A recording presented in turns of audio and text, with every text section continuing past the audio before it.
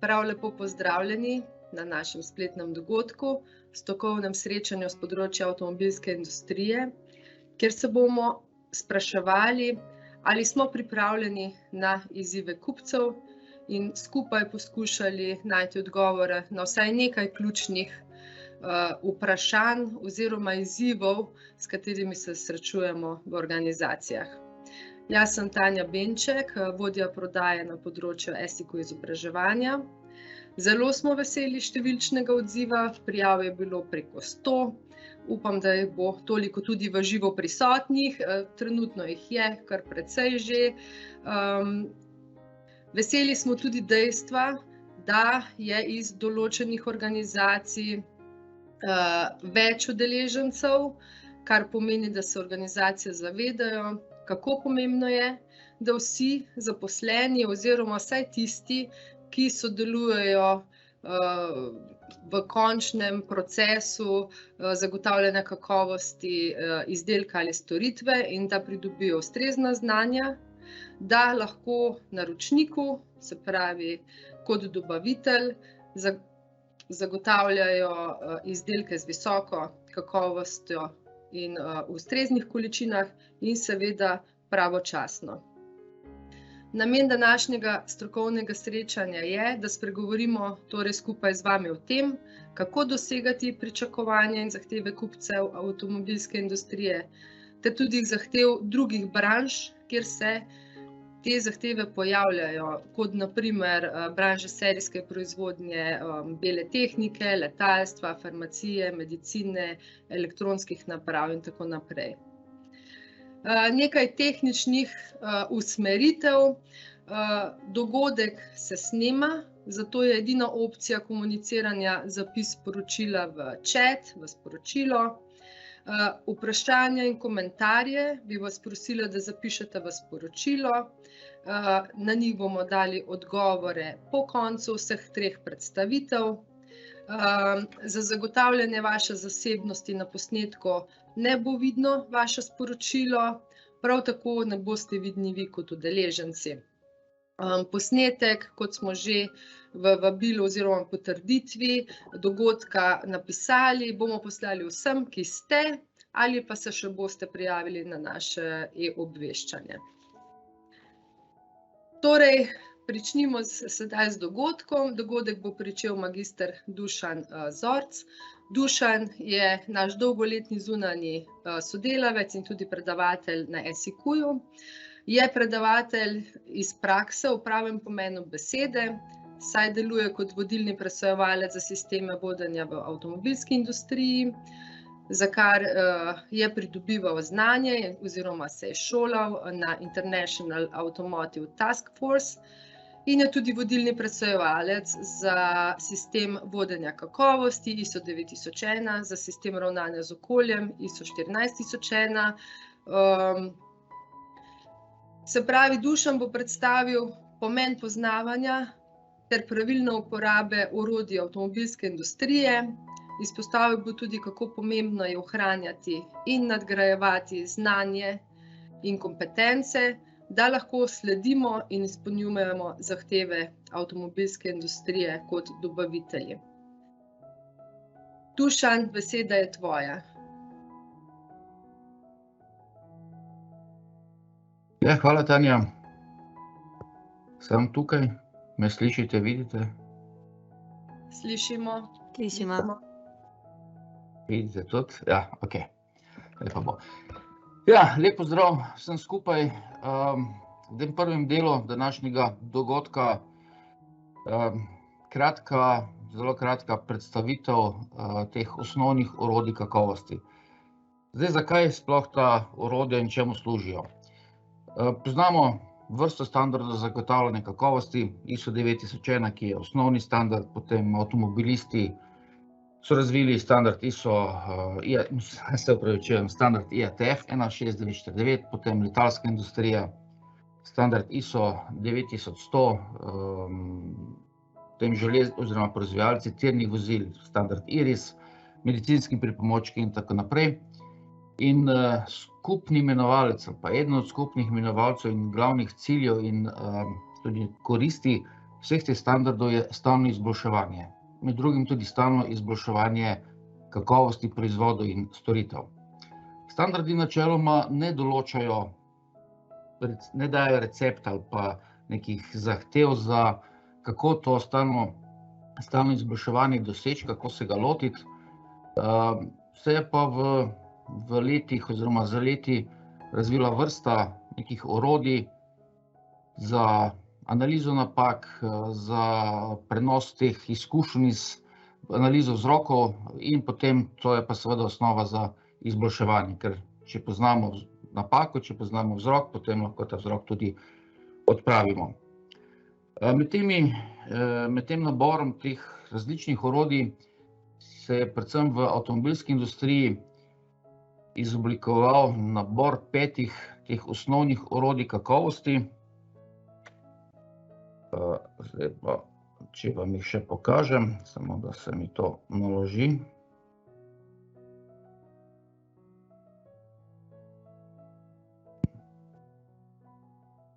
Očitno je internet precej zaseden.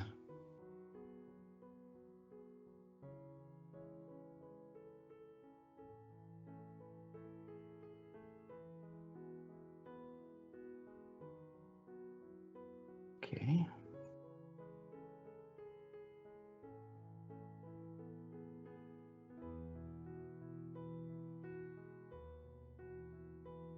Se vidi?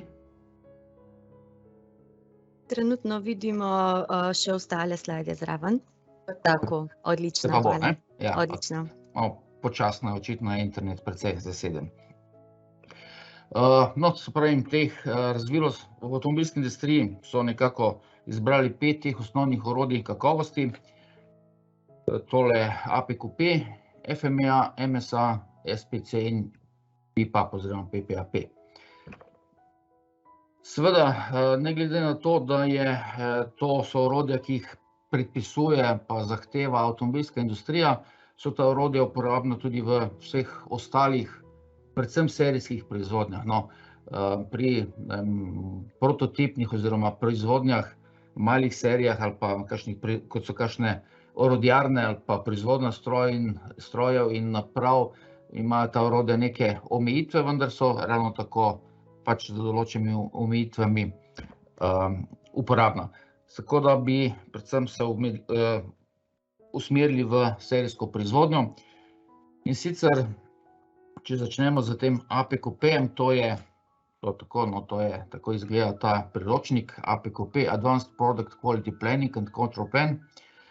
To je priročnik, navodilo, ki določa način vodenja projektov. To so projekti razvoja novih proizvodov ali pa projekti razvoja novih procesov. V tem APQP-ju so določene te predpisane faze, ki so pač na tem koraki razvoja, ki so na tem slajdu prikazani. Določeni so vhodi, izhodi in aktivnosti v teh posameznih fazah. In če pač sledimo tem korakom, potem nam ta pristop, da tako rečem, to orodje zagotavlja, da bo tudi izdelek, ki bo rezultat tega projekta, ustrezal pa izpolnjeval zahteve, ki so bile postavljene na vhodu na začetku projekta. To je mogoče en tak primer tega terminskega plana, kako se potem na osnovi tega APQP-ja izdela nek tak terminski plan. Zdaj, izhod iz vseh projektov, razvojnih projektov je pač neka dokumentacija, ki jo potem uporablja proizvodnja v svoji proizvodnji oziroma za proizvodnjo. In eden od teh dokumentov, izhodnih dokumentov APQP-ja so tudi kontrolni plani oziroma po slovensko plani obvladovanja. Control plan, tako v pogovornem jeziku se večkrat oziroma se bolj uporablja kontrolni plani kot plan obvladovanja. Zdaj, kaj je namen teh kontrolnih planov? V priročniku APQP je podrobno opisano, kako ta kontrolni plan naj bi izgledal, se pravi vsebina tega kontrolnega plana, priprava kontrolnega plana in uporaba. Na kratko, v kontrolnem planu navedemo, kaj kontroliramo v proizvodu, se pravi v proizvodnji oziroma procesu, se pravi katere parametre, potem kako te parametre preverjamo, kako pogosto, koliko, se pravi velikost vzorca in pa kdo. Se pravi, kontrolni plan je namenjen delavcu, operaterju na stroju, kontrolorjem, merilcem v laboratoriju, pa še mogoče. Skratka, vsem, ki na tak ali drugačen način preverjajo kakovost izdelka. Cilj kontrolnega plana je, da zaznamo, da če že pride do napake, to napako zaznamo, napako na izdelku zaznamo in ustrezno korigiramo proces oziroma neskladne izdelke izločimo, tako da bi naš končni kupec dobil izdelke brez napak, kar je seveda cilj vsake proizvodnje in želja, zahteva naših kupcev. To je pač en tak primer tega, kako naj ta kontrolni plan izgleda. To je obrazec, ki je predlagan v APQP-ju in mislim, da je možne so sicer manjše odstopanja, ampak ker načeloma se ne bi uporabljali ta obrazec. Zdaj pa kako do teh podatkov, kako pogosto pridemo. Tu pa potem nastopijo druga orodja, ki so v tem paketu osnovnih orodij. In sicer prvo orodje, ki je tudi osnova za izdelavo kontrolnega plana, je FMEA. Failure Mode and Effect Analysis. To je razmeroma, sama metodologija je razmeroma enostavna, zahteva pa precej izkušenj in tudi veščin pri izvajanju te metodologije.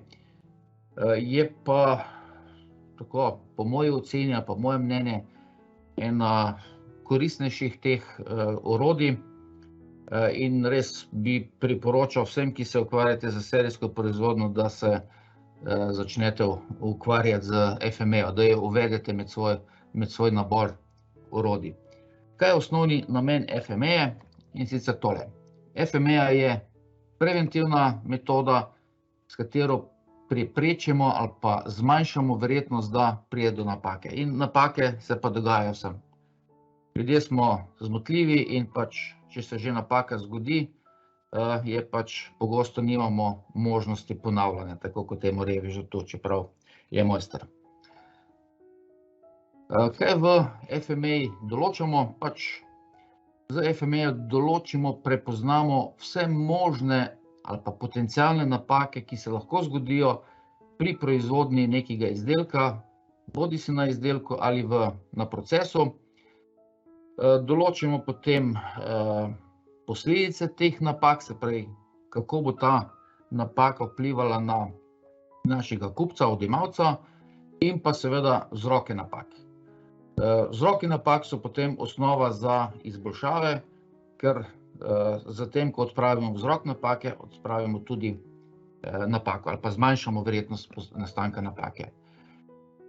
Pri tem tudi drugi del te FMEA je pa ocenjevanje posledic te napake, se pravi, kakšne so posledice pri kupcu. Potem ocenimo verjetnost nastanka te napake, se pravi pogostost, in pa ocenimo možnost prepoznavanja napake. Z tem ocenjevanjem potem dobimo neke ocene, ki nam tudi določijo potem neko prioriteto reševanja, odpravljanja vzrokov za napake. In s tem, ko odpravljamo vzroke za nastanke napak, zmanjšujemo verjetnost, da do napake pride, in s tem seveda zmanjšujemo verjetnost, da kupec, odjemalec ne dobi slabega izdelka. Tako da cilj FMEA je da zadovoljstvo ali pa izboljševanje kakovosti in s tem povečevanje zadovoljstva odjemalcev. Zato pa, da lahko ocenimo verjetnost nastanka napake, možnost prepoznavanja napak, nam pa služijo naslednja orodja, in naslednje orodje na tem našem spisku je SPC, statistični nadzor procesov. V tem priročniku je predstavljena vrsta, če sem konkreten, 7 nekih statističnih orodij, ki nam služijo za analizo napak, analizo vzrokov napak in pa predvsem poudarek bi dal na tem orodju številka 6, to je kontrolne karte, ker za to metodo, za tem orodjem pa ocenimo sposobnost procesa, sposobnost naših procesov. Se pravi, sposobnost ocenimo, ali so naši procesi sposobni izdelovati izdelke v kakovosti, pa čisto konkretno v tolerancah, ki so določene oziroma nam jih predpiše kupec. To je pač čisto en primer, ki nam malo ilustrira to rezultat tega statističnega ali pa to osnova za to ocenjevanje sposobnosti. Rezultat teh analiz sposobnosti procesov so ti famozni CPK-ji, PPK-ji, za katere verjamem, da ste že slišali. In zdaj to samo čist en tak kratek detalj. Mogoče ste slišali za zahtevo avtomobilske industrije, da neki procesi ali pa izdelki, ki so vezani na varnost, se za take procese zahteva ta CPK 1,67. CPK 1,67 je v tem Gaussovi porazdelitvi tule. Se pravi, če ima naš proces, izpolnjuje ta pogoj 1,67, potem bo verjetnost, da bo iz tega procesa izšel slab izdelek, se pravi, da se bo pojavila napaka 0,3 ppm, se pravi, na 3 milijone izdelkov recimo bomo dobili enega slabega. Se pravi, s to analizo sposobnosti procesov potem ocenimo, kakšna je verjetnost, da pride do napake, in to potem to oceno prenesemo v FME-jo in potem na osnovi te ocene določimo, kako pogosto bomo ta parameter morali v proizvodnji preverjati. In če imamo recimo ta CPK 1,67, potem to pomeni, da praktično te napake niti ni potrebno preverjati, kontrolirati. Preverimo na začetku proizvodnje, ko štartamo delovni nalog, da tako rečem, potem pa tiste proizvodnje oziroma v toku proizvodnje, tako kot za neke druge, tisto enkratno izmeno na vsaki 2 uri, te kontrole pravzaprav ni potrebno izvajati. Po drugi strani pa, če imamo, ne vem, če je CPK, zdaj spet en tak mejnik 1,33, to pa pomeni, da je proces tako nezanesljiv in bo toliko slabih izdelkov prihajalo kot rezultat tega procesa, da moramo mogoče uvesti 100% kontrolo. Naslednje orodje je analiza merilnih sistemov. Se pravi, orodje, s katerim ocenimo, ali je naš merilni sistem, s katerim nameravamo nek parameter preverjati, se pravi, ga imamo navedenega v kontrolnem planu, ali ta merilni sistem ustreza, se pravi, je dovolj dober, natančen, zanesljiv, ponovljiv, da bodo tudi rezultati te meritve zanesljivi in bodo primerna osnova za odločanje, se pravi, odločanje o tem, ali je izdelek dober ali ne. Pogosto se to nekako menja ali pa enači MSA in kalibracija meril. To vsekakor ni enako, oziroma ti dve metodi se dopolnjujeta, ker s postopkom kalibracije ali pa mogoče ali pa verifikacije preverimo, ali je naše merilo še zmeraj ustreza specifikaciji proizvajalca. Se pravi, če proizvajalec trdi, da je točnost nekega merila 1%, potem z procesom kalibracije preverimo, ali je ta pogrešek tega merila še vedno znotraj tega 1%, se pravi manjši od 1%. In do napake pa lahko pride zaradi poškodbe, zaradi iztrošenosti in da ne grem v detalje. No, to je naloga kalibracije, medtem ko za to, da bo rezultat meritve zanesljiv, ni odvisno samo od samega merila, od točnosti merila, ampak tudi od meritelja, ki to meritev izvaja, torej ali jo pravilno izvaja, meritev zna uporabljati, prvo ali zna uporabljati to merilo in potem ali tudi je postopek merjenja pravilen. Ne vem, mogoče, verjetno ste že kdaj uporabljali pomično merilo in veste, kako zelo odvisno je položaj merila, se pravi pravokotnost merila za pravilnost rezultata. In pa seveda na rezultat lahko vpliva tudi okolje, vibracija, temperatura, tudi vlaga. Tako da z MSA, z tem analizo merilnega sistema, pa preverimo, ali je ta celotni merilni sistem primeren. Se pravi merilo, meritelj in okolje. In tudi sam seveda merjenec, ki ga preverjamo.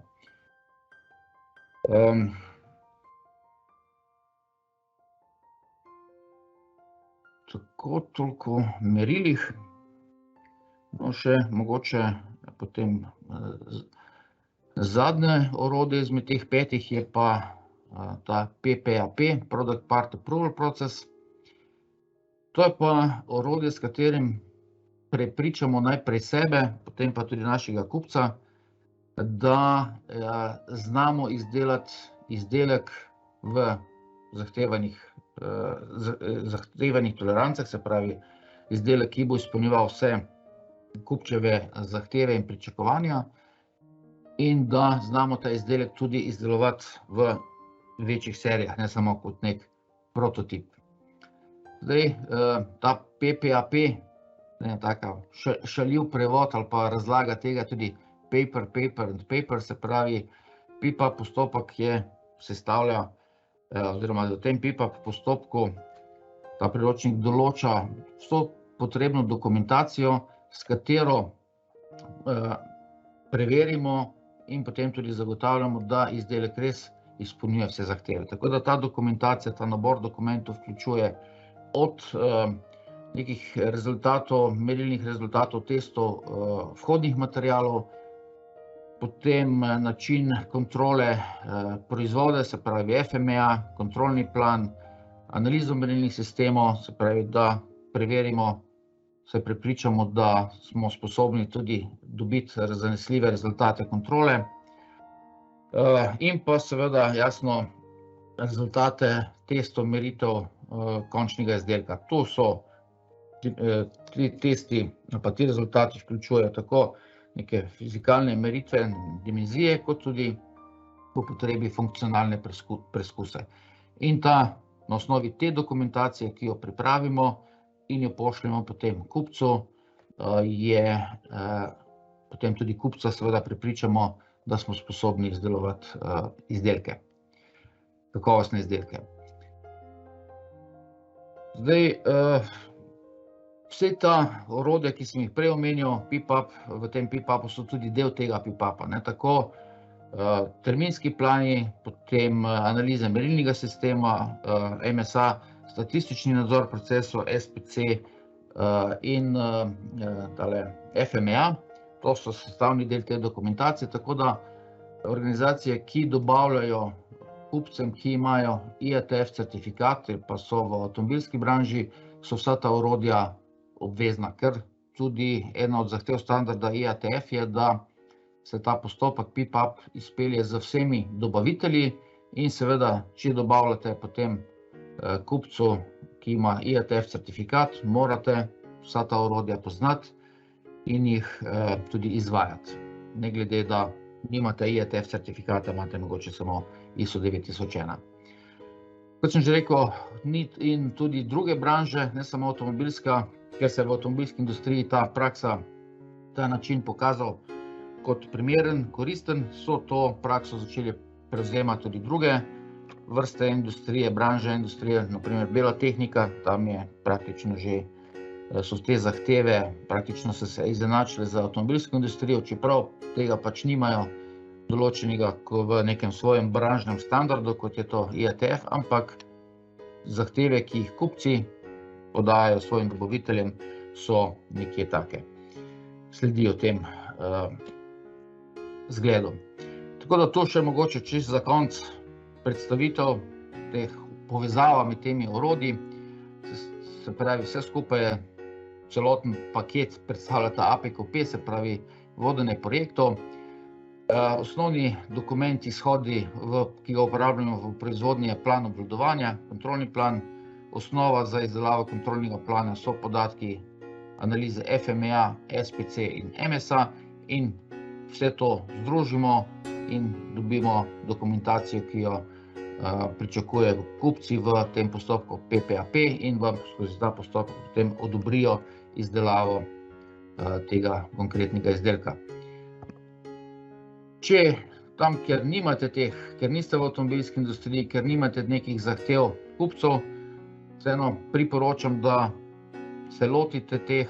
Mislim, da ena prvih orodij, ki jih velja peljati, je FMEA, ker, kot sem rekel, iz lastnih izkušenj lahko povem, da je orodje zelo koristno, marsikatero težavo in tudi strošek vam prihrani, ker napako predvidite in ukrepe za preprečitev napake predvidite, preden pridete do proizvodnje. Preden so narejena orodja, preden so določeni materiali in tako se pravi, vsi prihranite in delo in strošek in seveda potem sam zagon prehod na serijsko proizvodnjo poenostavište in pospešite.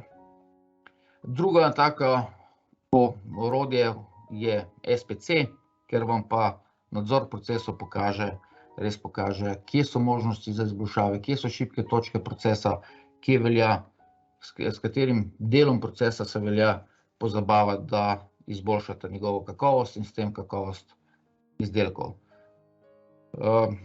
Potem pa po potrebi iz FMEA in plana obvladovanja boste tudi ocenili, ali je primerno mogoče tudi MSA uporabiti in PPAP je potem zadeva, ki jo zahtevajo kupci.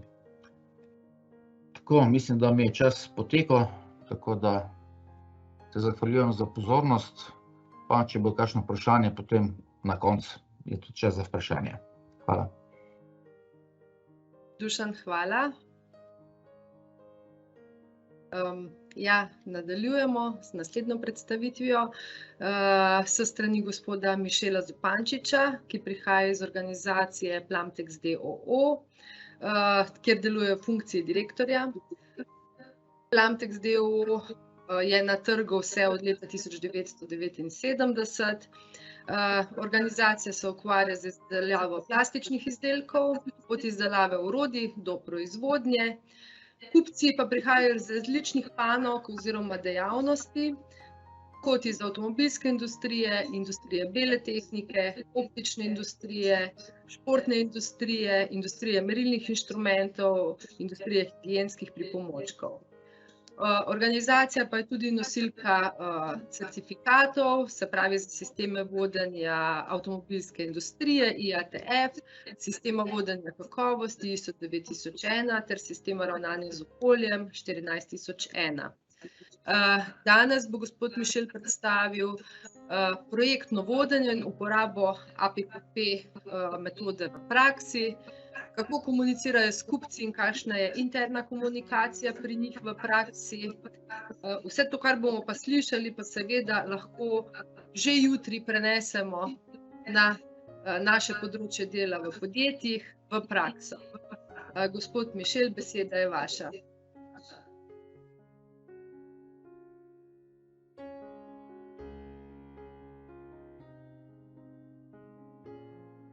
Ja, dober dan, sem skupaj. Ne slišimo, se pravi, moje ime je Mišel Zupančič, prihajam iz podjetja Plamtex INT. Danes bo moja naloga predvsem, da vam kaj iz prakse pokažem. Mi smo seveda manjše podjetje in kot manjše podjetje nas vodi predvsem ves čas prilagajanje in pa strast do dela. Mogoče začetek, kdo smo, se pravi Plamtex INT, začel je najin oče, sedaj sva dva brata, leta 1979 oče, zdaj sva dva brata. Evo, tukaj le piše, se pravi leta 1979 je bil začetek podjetja, nek nov moment se je zgodil, tam leta približno 2010, ko smo začeli resno dela tudi na standardizaciji naših procesov in takrat smo se bolj začeli srečevati z metodami kakovosti, predvsem z izzivi v avtomobilski industriji. Če preskočim malo hitreje tole prezentacijo našega podjetja, bi se ustavil tukaj danes, ker je tole naša tema. Se pravi, v podjetju imamo 3 standarde, kot že omenjeno, in pa seveda metode. Metode, s katerimi zagotavljamo kakovost, so različne. Jaz bi par besed vseeno rekel o APQP-ju, pa ne bi bil preveč, ko bi rekel, o metodi APQP in kako se to dela, sigurno vejo več drugi. Dušan Zorc in ostali strokovnjaki na SEQ vam bodo sigurno znali to bolj povedati strokovno, teoretično. Jaz bi se pa danes dotaknil, kako smo se mi tega lotili. Mi smo vse manjše podjetje, ni nas veliko in vsi ti podporni procesi, vsi ti podporne metode seveda nimajo nekega zaposlenega ali pa skupino ljudi, ki bili zaposleni, temveč delamo to zaposleni, ki delamo tudi druge zadeve. In nas je ves čas vodilo pri teh metodah razmišljanje, kako to integrirati v naše procese čim bolj enostavno. To bi jaz eno izmed stvari, ki bi jih danes rad delil z vami, je, kar smo se naučili, da je enostavnost res pomembna zadeva, ko se nekaj novih metod lotujemo ali pa jih izboljšujemo obstoječe. Se pravi, razmišljali smo, kako to narediti, tako da bo razumljivo in enostavno za vse nas. Sedaj APQP, mi ga uporabljamo že več let. Na začetku, odkrito povedano, je bila to metoda, s katero smo izpolnjevali obrazec in na začetku nismo seveda videli velike dodane vrednosti tega obrazca. Potem z leti se je pa začelo spreminjati. Zakaj? Zato, ker smo si ga začeli prilagajati. Se pravi, jaz bom mogoče vsem pokazal tale naš obrazec, upam, da bo to delovalo.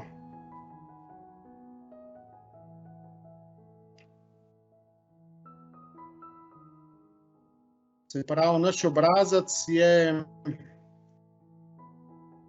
poenostavljen.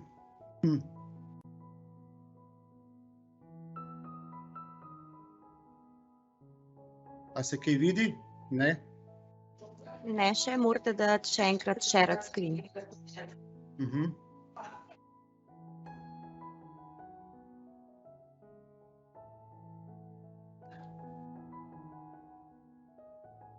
No. Vidno mogoče? Žal še ne. Okay.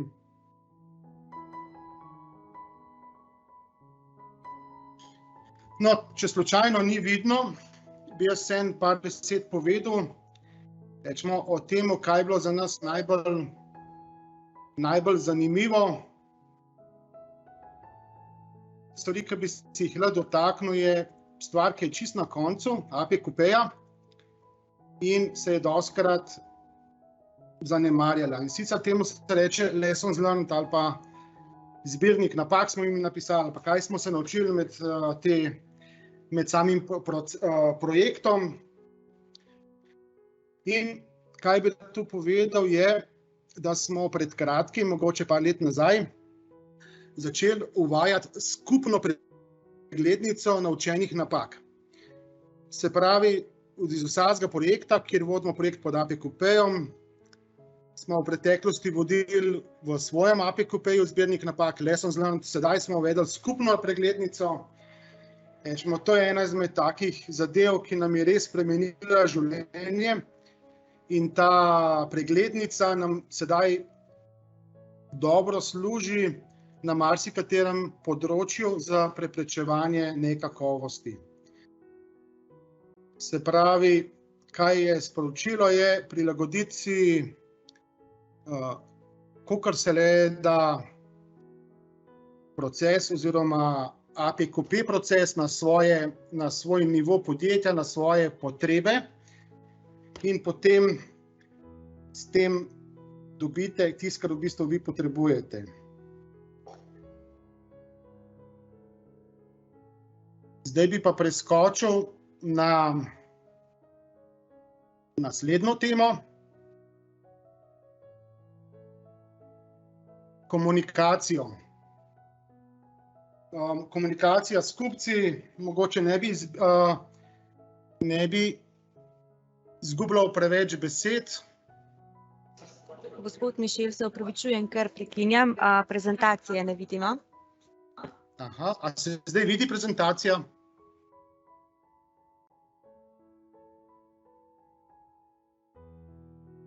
Se vidi? Se vidi, hvala. Super, končno. Ok. Se pravi, danes vam bi rad predstavil, kaj smo se mi naučili rečemo, v zadnjih 2 letih iz prakse o komunikaciji. Poleg tega, poleg vseh metod, ki jih boste danes slišali ali pa ki jih je Dušan že predstavil, je ena iz metod ali pa kaj je kakovost za nas, je tudi kakovost komunikacije. Ugotovili smo, da znotraj podjetja se veliko ukvarjamo s kakovostjo, ampak ne pa toliko s kakovostjo, veliko mehko kakovostjo. Ukvarjali smo se s kakovostjo merjenjem izdelka, z nekimi atributi izdelka, ne pa toliko z mehkimi zadevami. In kljub temu, da smo veliko časa in volje vlagali v kakovost, rezultati niso bili tako zelo dobri, kot smo si želeli. Potem smo v letu 2021 štartali za nas noviteto, kjer smo uvedli metodo. Ja. A mi lahko še vedno vidimo slajd jutranji sestanek? Aha, ja, gremo naprej. Ja. Ja, Saj to je tema. Odlično, ja. Okay. Hvala. To je tema v bistvu sedanje moje predstavitve. Rad bi vam predstavil, kako mi vodimo jutranji sestanek in kako komuniciramo in kako s tem izboljšujemo kakovost v našem podjetju. Se pravi, mi smo uvedli poleg metod, ki jih danes je Dušan predstavil, tudi metodo nenehnega izboljševanja. In sicer, kako smo to štartali? Smo štartali tako, da smo reformirali naš jutranji sestanek. Kako zdaj to izgleda? Vsako jutro se dobimo v našem podjetju in se pogovarjamo o temah. V preteklosti smo se pogovarjali samo o kazalnikih, zdaj smo se začeli pa o drugih zadevah. Poleg tega, da se vsako jutro dobimo, imamo vsako jutro drugega vodja sestanka. Se pravi, vsako jutro se vodja sestanka zamenja. S tem v bistvu rotiramo ljudi, na en način pripravljamo ljudi za odgovornejše funkcije v podjetju in hkrati vsak od sodelujočih, vsak od vodij lahko začini jutranji sestanek, kakor njemu paše oziroma kot on za tisti dan vidi smisel sestanka. Tukaj so potem naše vodje. Vsak delovni dan naredimo, kot se reče temu, gembo oziroma ogled proizvodnje. Ne samo proizvodnje, kot tukaj vidite, se ukvarjamo tudi s pisarnami, skladiščem in ostalimi oddelki v podjetju. Zakaj? Zato, ker procesi in kakovost pravzaprav poteka v vseh oddelkih, ne samo v proizvodnji. Velikokrat se podjetja fokusiramo samo na proizvajanje, ampak imamo cel kup pomembnih procesov tudi v ostalih oddelkih, kot so rečemo pisarne. No, zdaj pa pridemo že malo do tega našega 3S Plan tekstila, ki bi ga rad pravzaprav predstavil. 3S Plan tekstil, metodo 5S sigurno poznate. Metoda 5S je svetovno znana metoda. Mi smo pa to poenostavili oziroma prevzeli eno poenostavljeno metodo, ki rečemo 3S. Tukaj piše, vsak dan se jo lotimo in sicer 10 minut, preden začnemo delati v našem podjetju, ko pridemo v službo, pred pričetkom dela, ne začnemo s svojimi delom, ampak 3S-amo. Čistimo, sortiramo, standardiziramo in to vsak dan. Uvedli smo tudi 2 vrednoti. Spoštuj sodelavca oziroma sodelavce, pusti bolje, kot si prejel, in to nas vodi povsod.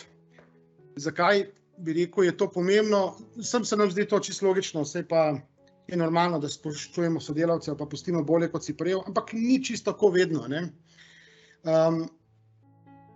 Tudi, ko delamo dokumentacijo, ko razmišljamo o kakovosti ali pa ko delamo APQP, primer se vedno vprašamo, kdo je naš kupec, ne? In naš kupec ni samo tisti kupec, kateremu prodajamo izdelek, ampak v našem primeru sporočilo z naše strani je, da je naš kupec tudi Janez Novak v proizvodnji, ki bo naše dokumente uporabljal. Pravzaprav je on prvi kupec in zato pravimo, spoštuj sodelavca, zato da vsak dan, ko si v podjetju, se z svojim delom na te 2 vrednoti spomniš.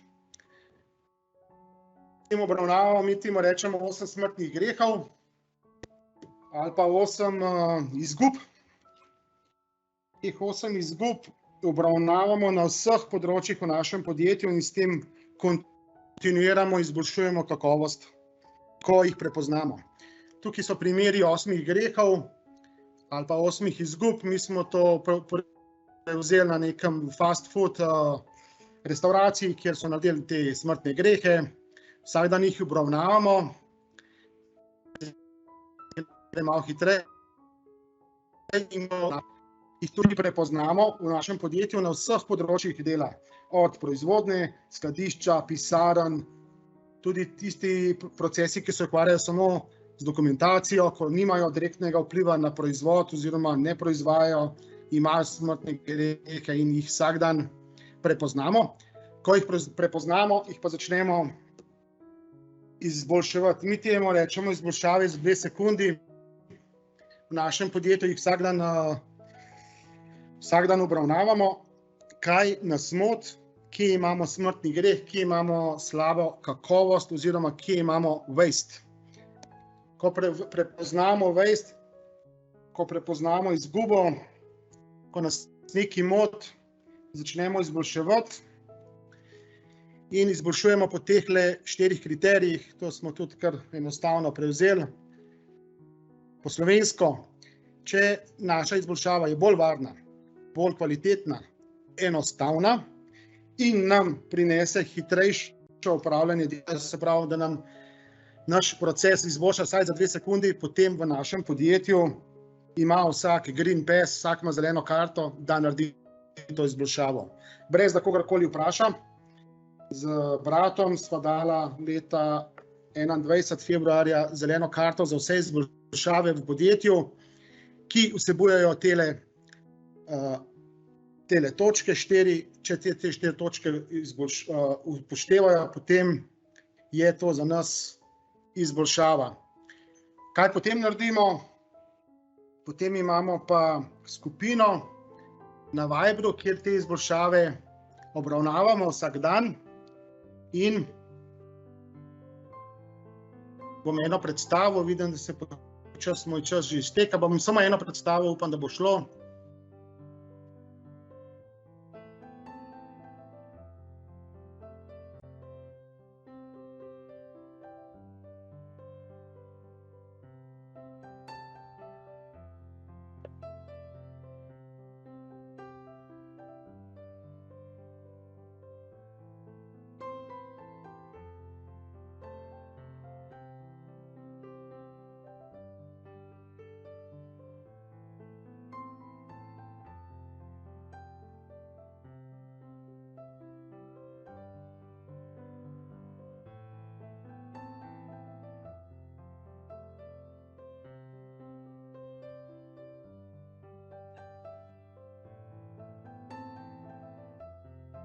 No, še par besed, kaj smo pravzaprav videli.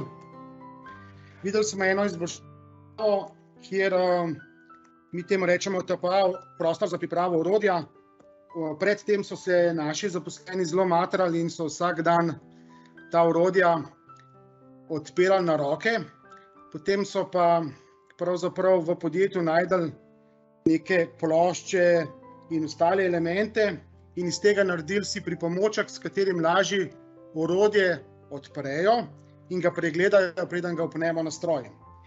Kaj sem hotel s tem povedati je, da v bistvu v vsakem podjetju je zelo fino, da si najdete, kje vam je šibka točka, kje ste dobri.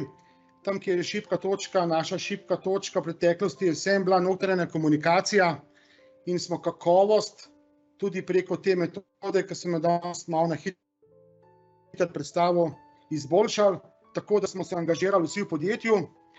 Še ta podatek mogoče, ko smo začeli za to metodo 2S, smo si zadali, da bi nekako na mesec imeli 2 do 5 izboljšav. No, v enem letu smo jih našteli 986 raznih izboljšav, na katere smo zelo ponosni. In s tem, kakor jaz vidim, se moj čas zaključuje. Jaz bi se vam zahvalil za poslušanje, pa upam, da vam je bilo vse skupaj zanimivo. Hvala lepa. Ja, hvala lepa. Bilo je zanimivo. Verjamem, da bojo iz tega naslova tudi vprašanja potem po zaključku vseh 3 predstavitev. Mi pa nadaljujemo z zadnjim primerom. Z nami bo naš dolgoletni zunanji sodelavec in tudi predavatelj na SIQ-ju, gospod Anton Petrič, ki je zaposlen v TPV Automotive kot direktor sektorja za skupne zadeve.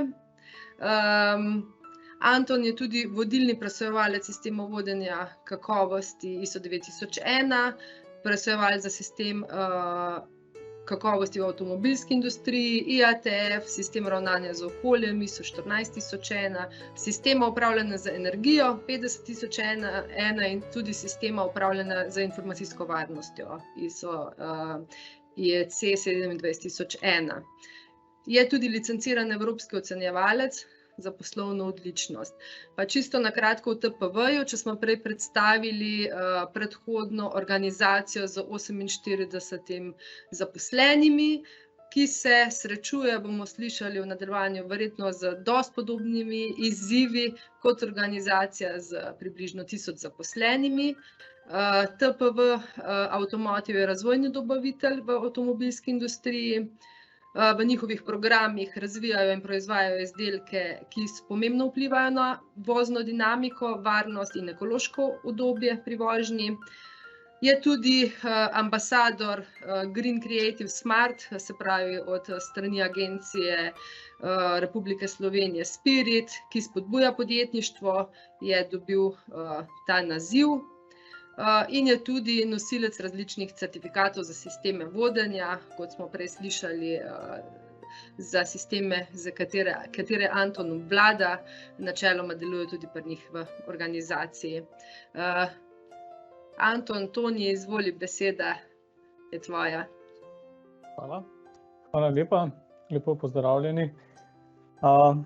Tisto mogoče, kar bi uvodoma povedal, je to, da me veseli, da imamo takšna skupna srečanja, kratka, ki niso namenjena samo avtomobilski industriji, ampak dejansko o tem, kar se danes pogovarjamo, imamo praktično lahko uporabno v vseh industrijah oziroma v vseh področjih delovanja, tako da je to res dober primer prenosa nekih praks. Zdaj, tisto, s čimer se vsi srečujemo, vedno bolj, poleg vseh ostalih zadev, ki so povezane in z okoljem in z spremembo zakonodaje in tako naprej, je seveda, da se nam kompleksnost izdelkov in predvsem bi rekel tudi proizvodnih procesov ali pa tudi poslovnih procesov povečuje, kar seveda na nek način povečuje tudi možnost napak. In mislim, da je to eno od ključnih izhodišč, na osnovi katerih moramo seveda graditi. Kljub temu, da je moj predhodnik že nekako FMEA metodo predstavil, bi jaz mogoče nekaj svojih misli še na to temo povedal. Slišali smo, da je to pač preventivna metoda, da praktično spada v 5 teh osnovnih orodij vodenja kakovosti, povezana z tveganji, ampak tisto, kar bi pa jaz prav posebej poudaril, je pa to, seveda, da se, tako kot je bilo izhodišče postavljeno, vedno bolj kompleksni procesi, vedno bolj kompleksni izdelki. In dejansko, če se vprašamo, mogoče vsi poznamo ppm-e, tako imenovane, se pravi, s tem običajno merimo naš nivo kakovosti. Zdaj, filozofija nič napak se lepo sliši, vedno je pa težko vzpostaviti neke sisteme ali pa neke pristope, s katerimi lahko to dosegamo. In ko hodimo okoli po tovarnah ali pa ko se srečujemo s kolegi, nekdo pravi, če imam jaz 1 ppm, sem odličen. Vendar se moramo vprašati mogoče z drugega zornega kota. Če ta 1 ppm povzroči neko nezgodo ali pa nesrečo ali pa poškodbo, mogoče celo smrt, potem seveda ne moramo več jemati 1 na 1. In ravno zaradi tega je ta FMEA metoda tako pomembna, se pravi, da poskušamo na napako oziroma te potencialne napake poiskati njihove vzroke in seveda bi rekel tudi na kakšen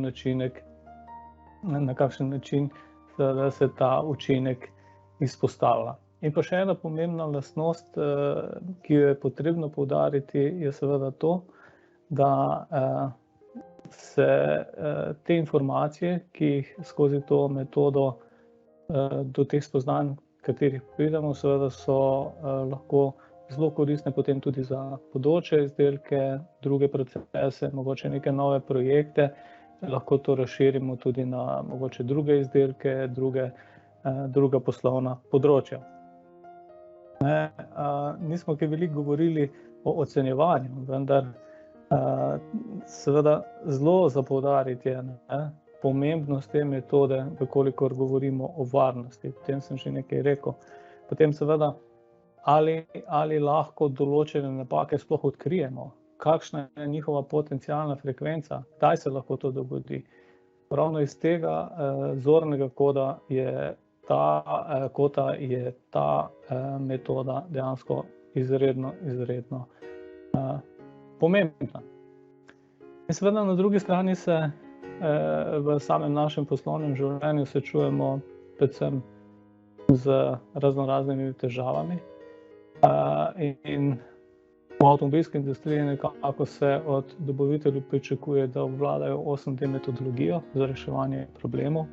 Kot problem običajno jemljemo na primer reklamacije, lahko tudi kakšne druge zadeve, ampak 8D metodologija je ena metodologija, ki pravzaprav v nekih sistemskih korakih, nekem sistemskem zaporedju v 8 korakih pride, se pravi, od neke definicije problema do tega, da uvedemo neke dolgoročne korektivne ukrepe, ki bodo preprečevali, da bi se nam neka napaka zgodila. In tukaj pri tej metodologiji, kakor tudi seveda pri FMEA-ju, bi jaz predvsem poudaril jasnost, hitrost, učinkovitost komuniciranja in proaktivnost. Se pravi, če imamo neko reklamacijo, potem je tisto prvo, kar seveda je treba kupca pomiriti.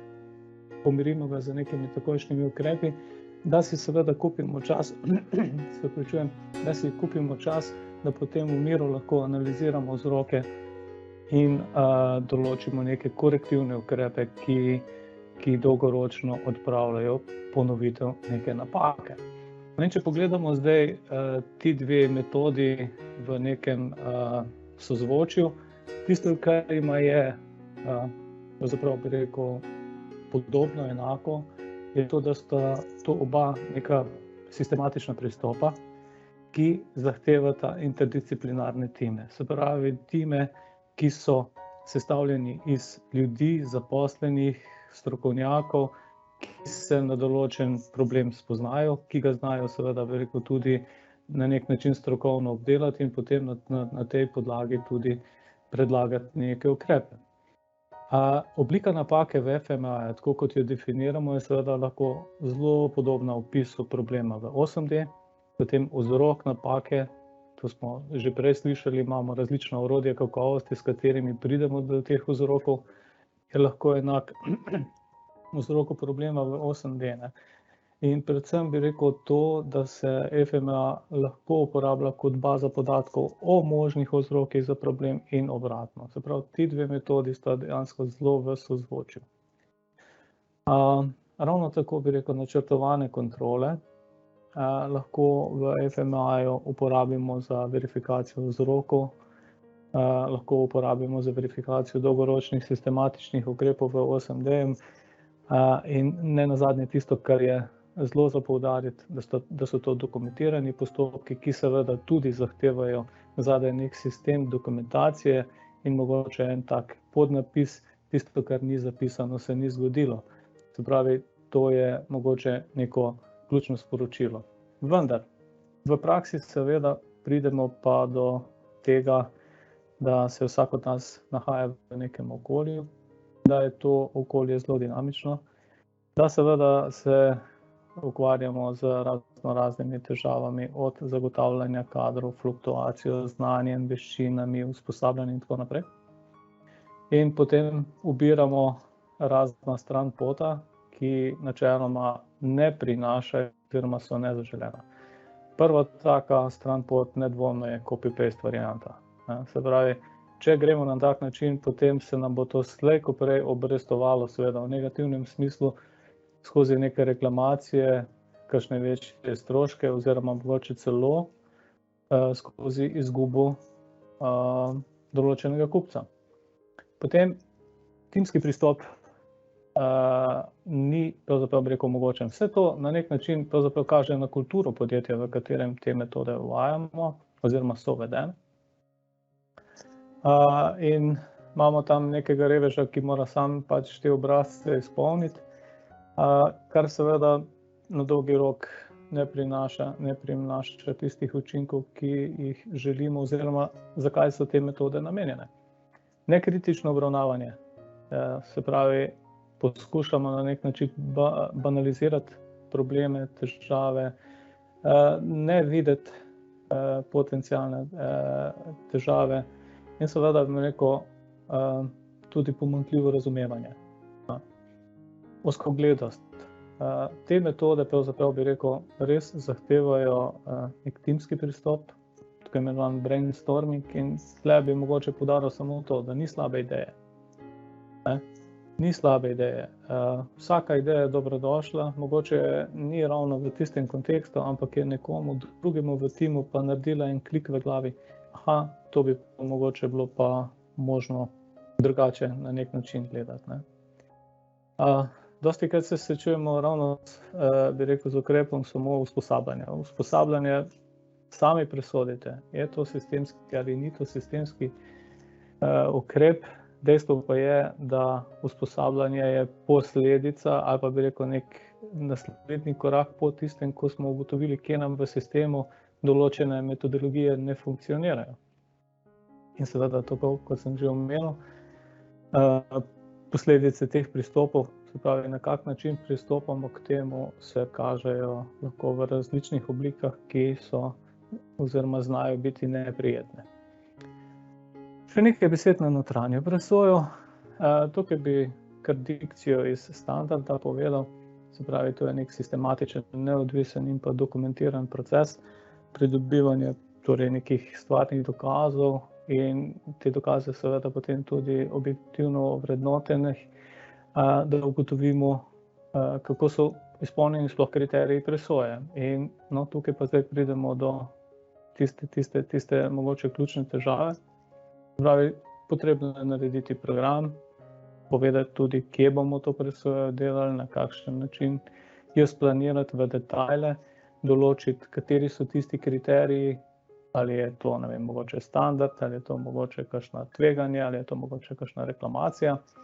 In seveda potem z svojim znanjem, svojimi izkušnjami, z konkretno dobrim komuniciranjem ugotoviti neke dokaze in se potem seveda na osnovi dokazov potem tudi odločiti o tem, kako zapisati ugotovitve. In tle pravzaprav bi pa zelo poudaril to, ne, da sploh pri notranjih presojah, pri sistemskih presojah je zelo pomembno, da razumemo standard, da razumemo, na katero točko se nanašamo in da potem tudi temu primerno naše trditve podkrepimo z nekimi dokazi, na osnovi katerih smo se odločili za neko neskladnost. In pa seveda na koncu sklep presoje. In če gremo zdaj v bistvu v prakso, tisto, kar nam seveda potem kaže življenje, najprej je to, da to bi mogoče so osebne izkušnje in nujno, da vsak od vas tako misli, ampak pomanjkljivo razumevanje namena notranjih presoj. Namreč notranjih presoj imamo en kup, so sistemske presoje, imamo presoje procesov, proizvodov, določeni kupci recimo zahtevajo kakšne lastne presoje, recimo rekvalifikacije, tako imenovane LPA presoje, tele nivojske presoje. Potem so tukaj mogoče kakšni prav posebej specifični, tako kot imajo določeni kupci, recimo D-audit, to je audit varnostnih karakteristik in tako naprej. Prav, tisto, kar je pomembno, po mojem mnenju je to, da razumemo, kaj je namen presoje, kaj želimo ugotoviti, kaj želimo doseči in če se sklicujem na predhodnika, katere nenehne izboljšave želimo doseči. To je ena zadeva. Druga zadeva, ki se mi zdi pa mogoče še bolj pomembna, je pa ta, da seveda sogovornike, naj si bo to presoja v proizvodnji ali kje drugje, seveda opolnomočimo oziroma jim povemo, zakaj smo prišli. Se pravi, da ni to nek pristop, da bomo nekomu kazali, kaj dela narobe, ampak da poskušamo skupaj na nek način ugotoviti, kaj nam ne deluje, kaj nam ne funkcionira in kako seveda stvari izboljšati.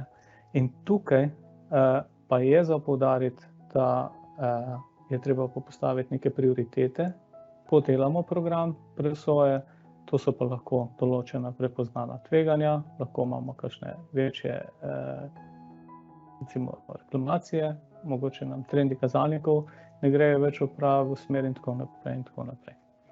No in da počasi zaključim za to svojo zgodbo, to, kar sem želel povedati, je pravzaprav to, da vsa ta orodja ne gre jemati kot neko birokratsko oviro.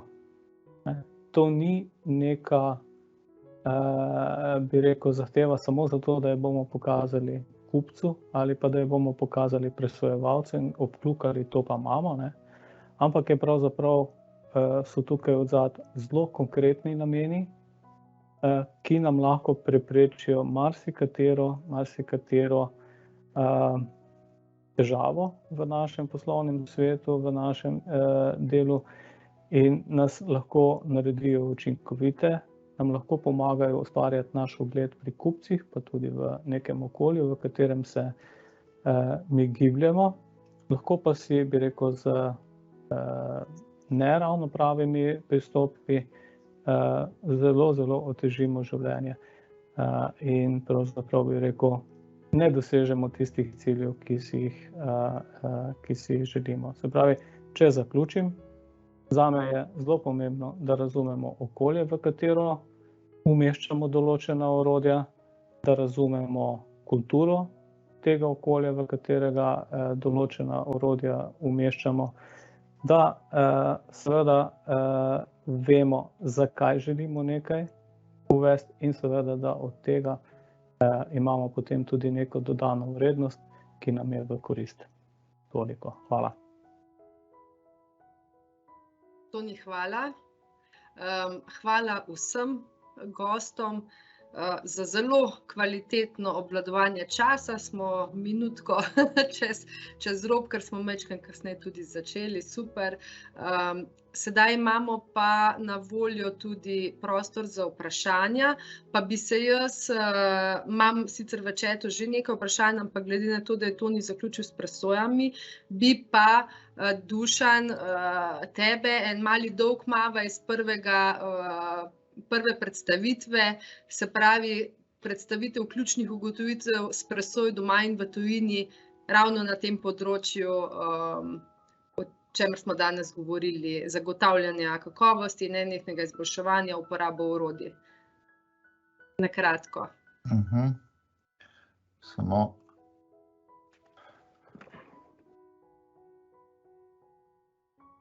Me se slišimo? Slišimo. Ok. Ja, če mogoče res par takih ugotovitev iz presoj, vezano na napačno razumevanje, ker tako kot je Toni povedal, razumevanje teh metod, orodij je ključno za potem uspešno in uporabo, se pravi koristno, da bo rezultat res nam koristil in prispeval k stalnemu izboljševanju. Ena zelo taka osnovna napaka, pa ki jo še zmeraj srečujemo, je vrstni red. Se pravi, izdelava kontrolnega plana brez FME ali pa najprej se izdela kontrolni plan, potem pa FME. Če se spomnite v začetku, FME oziroma kontrolni plan izdelamo na osnovi FME. Na osnovi tveganj, ki jih ocenimo z FME, potem določimo, kaj moramo preverjati, kako pogosto moramo kontrolirati, na kakšen način moramo kontrolirati. To je ena taka res osnovna napaka in tega se res izogibajte. Druga napaka pri tem je, ki je bila tudi že omenjena, pa se je še srečujemo, se pravi,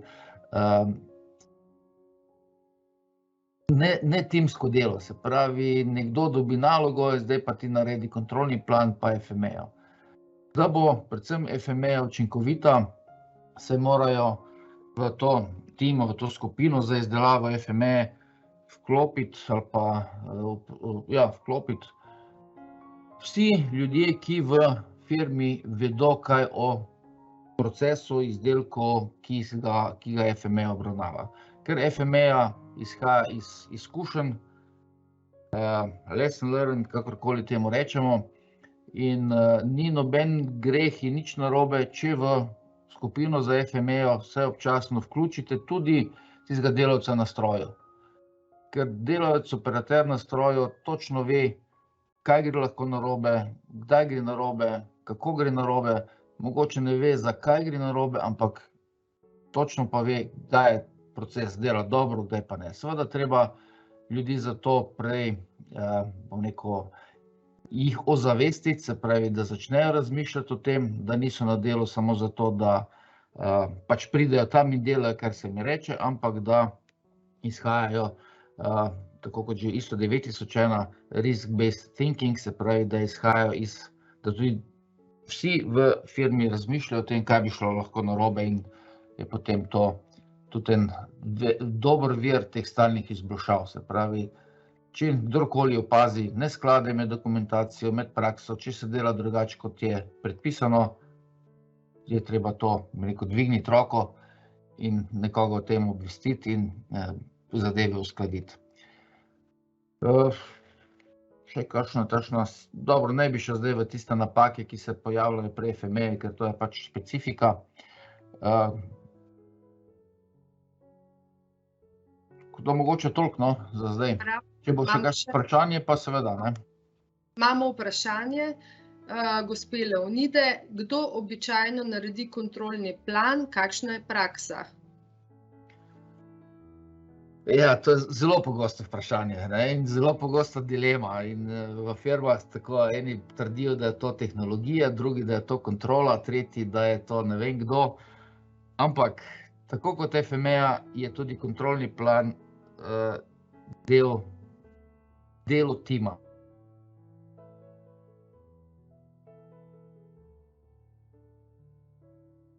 Aha, zdaj pa Dušan zmrznil. Nataša, se sliši?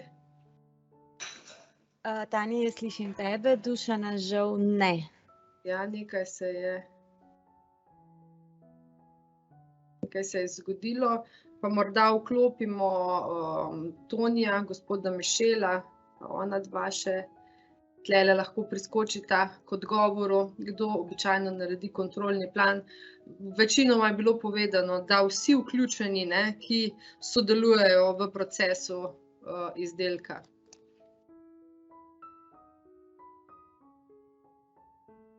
Ja, mogoče, če se vključim, me slišite? Dušana je ven, ja, bomo ga sprejeli ponovno, Toni, izvoli. Bi samo nadaljeval Dušanovo misel, ne. Toni, bi prosila, če vklopite kamero. Ja.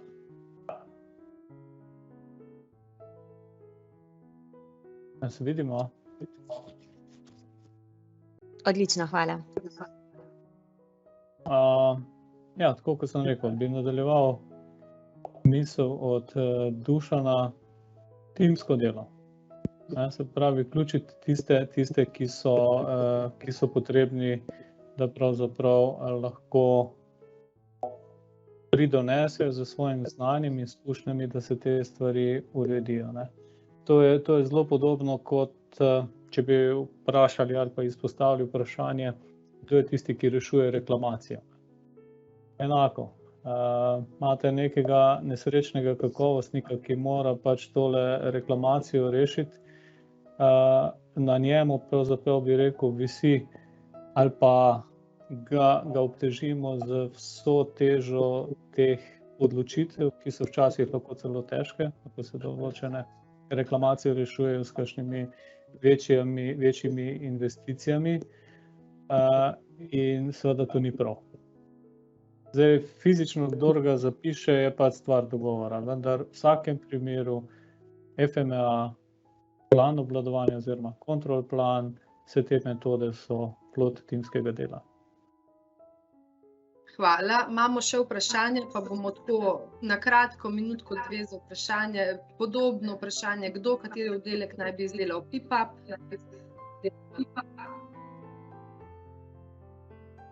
Zopet jaz odgovorim.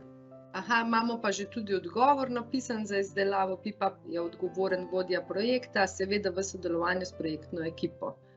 To drži? Ja, celo drži, ja. Dobro, gremo naprej, še vprašanje. Glede druge predstavitve, med predstavitvijo so bili omenjeni lessons learned, kako veliko spremembo je upoštevanje oziroma uvedba tega prinesla. Ali lahko pokažete kakšen primer, kako enostavno se lahko te lessons learned? Gospod Mišel.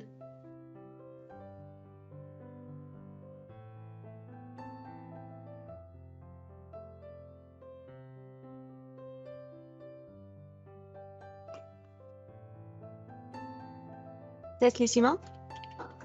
Ja. Odlično. Slišimo. Super, sam slišite. Se pravi, primer iz naše prakse. Predhodno smo lessons learned vodili po projektih, za posamezen projekt. Potem smo pred kakšnim letom pa pol to združili v eno preglednico. Če pa malo poenostavim, jaz prihajam, moja strast je avtošport. In v avtošportu vse deluje na podlagi checklist. Tako da vse, kar smo se naučili, sem pretvoril v neko checklisto, katero sedaj uporabljamo, ko razvijamo nek nov proces, primer nek nov izdelek, neko novo montažo, karkoli pač razvijamo v našem podjetju, vzamemo to checklisto in gremo čez njo in vse, kar smo se naučili v preteklih projektih tam uporabimo, in to je odlična metoda za preprečevanje težav, nekakovosti in pa ponavljajočih reklamacij. Tako da odgovor je, skupna checklista v našem primeru nam res dobro služi. Hvala. Hvala. Naslednje vprašanje. Kako postopati v primeru reklamacije, ko je napaka zelo redka in ni mogoče ugotoviti mesto napake v procesu, kaj šele glavni vzrok?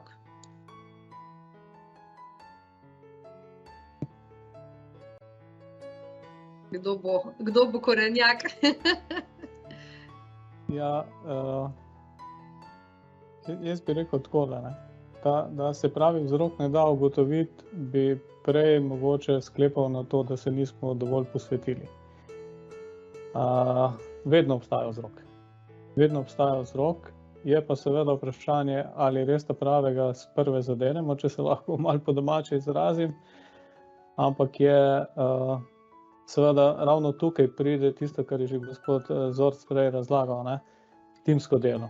Zato ravno je ta pristop toliko pomemben, da se različni kadri, različne funkcije, strokovnosti zberejo skupaj in se posvetijo temu. To je en mogoče vidik tega odgovora. Drug vidik je pa ta, da vkolikor pravega vzroka ne ugotovimo, ampak seveda moram tle, bi rekel, drobni tisk je, da smo vedno pod nekem, sploh če je reklamacija, smo v nekem časovni stiski, kjer seveda, ki pomembno vpliva na to, kako se obnašamo. Ampak bi rekel tako, ne, da se verjetno premalo ali razumemo, ali pa uporabljamo vsa ta orodja, ki so nam na voljo. Se pravi, so to analitiko od, ne vem, mogoče nekih zapisov do mogoče kakšne statistike. Še eno stvar bi tukaj poudaril. Jaz mislim, da premalo vključujemo v reševanje reklamacij tiste operaterje na delovnem mestu. Zakaj? Ker on ima feeling. Jaz še vedno trdim, da inženirji lahko zelo dobro načrtujejo proces, vendar potem je pa delavec tisti, ki ima občutek. Če mu malo elektrika zaniha, mu ima v bistvu neko že drugačne parametre na varjenju, ne? Se pravi, on je tisti, ki, to je tako, kot bi primerjal, kdo je tisti, jaz sem lahko sovoznik v avtomobilu, ampak voznik ima volan v rokah, ne? Tako da, to bi bil moj odgovor. Hvala. Če jaz dopolnim. Izvoli. To se absolutno strinjam. Nobena napaka se ne zgodi kar tako samo od sebe, kar tako iz nič. Za vsako napako je vzrok in zato, da ta vzrok odnajdemo ali pa pomoč pri tem, so tudi različne orodja spet, ne? Smo pri orodjih 5 zakaj, Ishikawa, še kakšno drugo se bi našlo. In pogosto je, spet malo iz prakse, 5 zakaj zelo enostavno orodje, ki nam pomaga priti do vzroka. Napaka, ki se pri tem zelo pogosta pri uporabi 5 zakaj, je pa, da ostanemo pri človeku. Kdo je kriv? Je človek, ker je nemalomaren, ker je površen, ker ne dela tako, kot treba. Če bomo ostali pri človeku, potem napake oziroma vzroka za napako ne bomo odpravili in se nam bo napaka ponavljala. Zakaj? Zato, ker smo pač ljudje, ki smo zmotljivi. Človeški faktor, tako imenovani, je prisoten vedno, ni človeka, ki ne bi naredil napake, in preprečevanja ponavljanja napak se moramo lotiti z tehničnimi ukrepi. Se pravi, z tehničnim ukrepom, s katerim zmanjšamo ta človeški faktor. Tudi enostavna checklista, ki je bila že danes omenjena, je eden od tehničnih ukrepov, s katerim zmanjšamo ta pojav človeškega faktorja.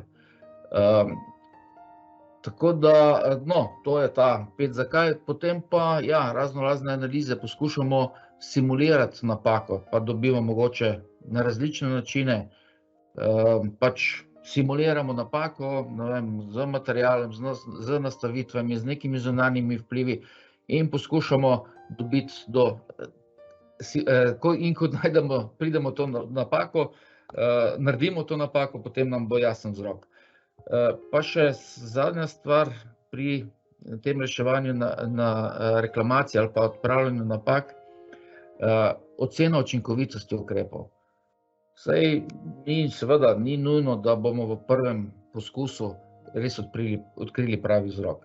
In če določimo neke ukrepe iz tega nepravega vzroka, se nam bo napaka ponovila. Se pravi, če ukrepi niso učinkoviti, potem ponovimo vajo. Ponovna analiza vzroka, uporabimo Ishikawo, poskušamo najti drug vzrok, določiti druge ukrepe, dokler pač ne pridemo do tega, da se nam proces izboljša stabilnost oziroma napaka več ne ponavlja.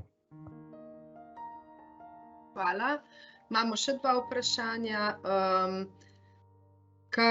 Za Plamtex, kako motivirate delavce, so to mogoče kakšni procenti od prihranka vezano na izboljšavo?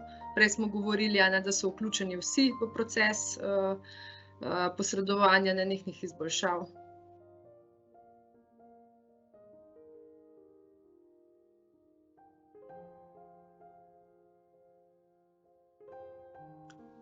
Mikrofonček samo. Ja, se, izvolite. Hvala za vprašanje. Ja, ko smo uvedli ta sistem kontinuiranih izboljšav, smo šli gledati dobre prakse druge in pogosto je ta način nekih prihrankov ali pa nekih učinkov izboljšave tudi se bolj prevede v neko nagrado za tistega, ki se je lotil izboljšave. Mi smo se tega lotili malo drugače in spremljamo našo učinkovitost preko standardnih kazalnikov, KPI-ov, to pomeni od izmeta do OEE-ja pa še česa, in preko tega v bistvu potem nazaj komuniciramo oziroma nagrajujemo sebe in ostale v podjetju. Nismo šli ker je taka množica izboljšav, nismo šli na posamezno izboljšavo, tudi ne želimo rangirati, kjera je dobra, kjera je več vredna, kjera je manj vredna. Zato smo šli, da so vse dobre, vsaka je dobra, ki prinese pa tudi, če čisto malo, pa hkrati preko mesečnih kazalnikov gremo naprej. Tako zaenkrat uporabljamo. Hvala. Hvala. Še zadnje vprašanje, analiza 5Y. Zakaj, zdaj mi je pa skočilo, ali je končana takrat, ko se ne moramo več vprašati, zakaj? Ja, načeloma je takrat končana, ja, ampak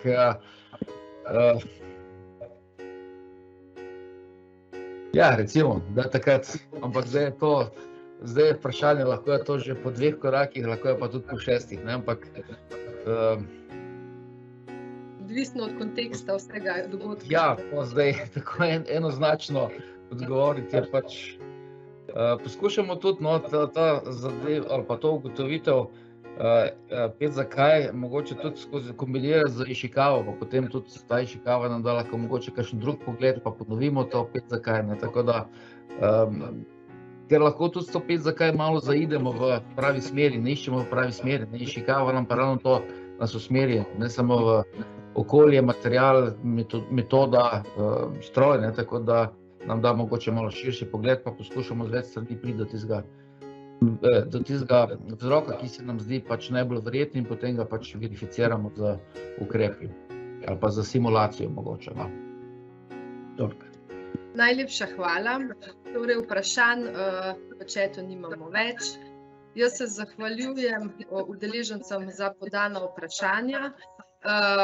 Omenim še to, danes smo veliko govorili o uporabi, priporočljivosti uporabe, pravilne uporabe orodij avtomobilske industrije. V ta namen omenim, tudi v chat smo vam dodali, da smo razvili na podlagi potreb trga, se pravi, na nas so se obračali naši partnerji, organizacije z vprašanji, kako to obvladovati. Kupec zahteva, da moramo poznati orodja, kje dobiti ustrezno znanje. Smo razvili dvodnevno usposabljanje, osnovna orodja kakovosti v avtomobilski industriji, Core Tools. Termin imamo 30.6. in 1.7. Na koncu tega usposabljanja je možno pisati tudi izpit, zato ker nekateri kupci že zahtevajo, da morajo dokazovati tudi preverjanje znanja, ali pa se odloči udeleženec, da ne piše izpita, dobi pa potrdilo o prisotnosti na usposabljanju. Torej, če imate še vi kaj, gostje, res iskrena hvala. Jaz sem si pridno zapisovala, tudi jaz, čeprav nisem v proizvodni organizaciji, sem dobila kar nekaj odgovorov in napotkov, s katerimi bom lahko pomagala tudi našim strankam, ki se obrnejo na nas z vprašanji. Še mogoče iz vaše strani sklepna misel, pa bomo zaključili.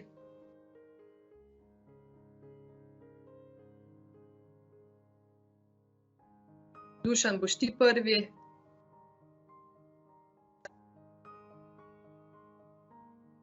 Ne slišimo mikrofonček. s vklopljenim mikrofonom se boljše sliši, ja. Ja, zaključna misel, predvsem to, ja, ta orodja, vseh teh 5 orodij, o katerih smo se danes pogovarjali, niso neko hudo zahtevna, ne zahtevajo nekega hudega teoretičnega znanja. Treba se odločiti, jih začeti uporabljati in potem mislim, da bodo koristna, kdorkoli, kjerkoli boste uporabljali, bodo koristna. Hvala. Potem gospod Mišel. Ja,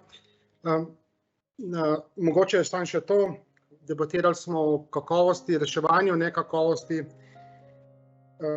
Pogosto se poleg metod pozabi tudi, da na koncu dneva smo za vsemi stroji in za vsemi procesi ljudje. Treba se je pogovarjati, treba je iti tja, kjer se je težava zgodila, se pogovarjati z ljudmi, mi temu rečemo gemba, kakorkoli že, gremo tja in se pogovarjamo in dostikrat se šele tam pokaže, kaj se je pravzaprav zgodilo. Se pravi, kakovost, metode potrebujemo, poleg metod pa potrebujemo tudi komunikacijo in zaupanje v podjetju, zato da se lahko te informacije predajo in da lahko potem nekdo, ki je zadolžen, kot je kolega rekel, in revež v kakovosti, ki je zadolžen za to reševanje, da lahko to učinkovito reši. Se pravi, komunikacija, učinkovito reševanje, pa tudi z gembo. Tako da tako mi delamo, ker smo manjše podjetje. Hvala. Hvala. Toni, izvoli. Ja, jaz bi rekel tako, no, da ne jemati ta orodja potem iz tega zornega kota, da jih moramo imeti zato, ker je kupec to zahteval, ampak jih uporabljamo zato, ker nam koristijo. Hvala lepa. Še nekaj kljukic, ki sem si jih pa jaz zapisala. Se pravi, poznavanje teh orodij ter pravilna uporaba, predvsem pa vztrajanje, ne? To smo tudi omenjali. Ne, da se obupa, ko prvič ne pride do nekega pričakovanega rezultata, ampak vztrajna uporaba. Seveda ustrezne, kompetentne ljudi, sodelovanje vseh vključenih. Zelo mi je bilo všeč tudi, ko je gospod Mišel rekel, da se včasih sploh v proizvodnih organizacijah kar pozabi na druge oddelke. Se govori o proizvodnji, tudi jaz sem bila v proizvodni podjetju zaposlena in je bilo tam gor pa tam dola, ne, ampak to čisto ne hote, ker je običajno proizvodnja v prvem štuku, pa je v drugem uporaba, ampak se včasih pozabi povezovati. Ne, to je zelo pomembno in tudi to spoštljivo do sodelavca ter dobra komunikacija, ne, ker na koncu koncev, tako kot je rečeno, za vsem stojimo ljudje in mi skomuniciramo drug z drugim na boljši ali pa manj boljši način. Torej, iz naše strani hvala lepa vsem. Upam, da ste z dogodkom zadovoljni. Hvala lepa in vsem želim lep dan. Hvala, enako. Hvala in srečno.